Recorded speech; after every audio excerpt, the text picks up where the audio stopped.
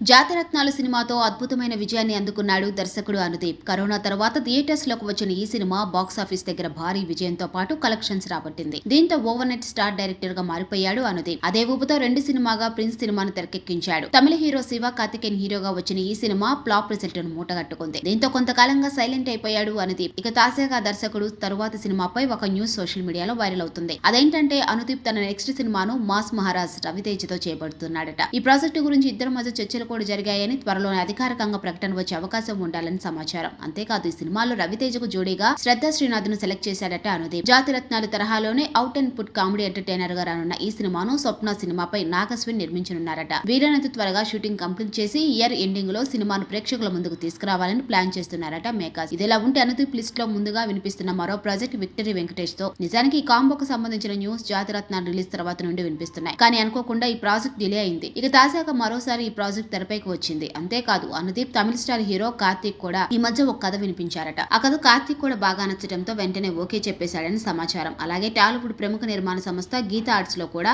ఒక సినిమా చేయడానికి ఒప్పుకున్నారట అనుదీప్. ఈ ప్రాజెక్టు కు సంబంధించి ఇప్పటికే అడ్వాన్స్ కూడా తీసుకున్నారట. అయితే ప్రస్తుతం అనుదీప్ లిస్ట్ లో నుంచి రాబోతున్న సినిమా ఏంటనేది మాత్రం క్లారిటీ లేదు. అనుదీప్ కూడా ఎక్కడ తన సినిమాల గురించి ప్రస్తావించలేదు. దీంతో అనుదీప్ లో మౌనం పెరిగే కొద్దీ సినిమాల సంఖ్య పెరుగుతూ వస్తుంది. ఇక ఫ్యాన్స్ మీ నుంచి సినిమాలు రాకపోవడంతో పాటు ఈ సినిమాల హీరో లిస్ట్ తెలిసి మరింత ఎదురుచూస్తున్నారు. త్వరగా స్టార్ట్ చేయండి బాస్, కడుపబ్బ నవ్వుకొని చానాళ్ళైంది అని అంటున్నారు.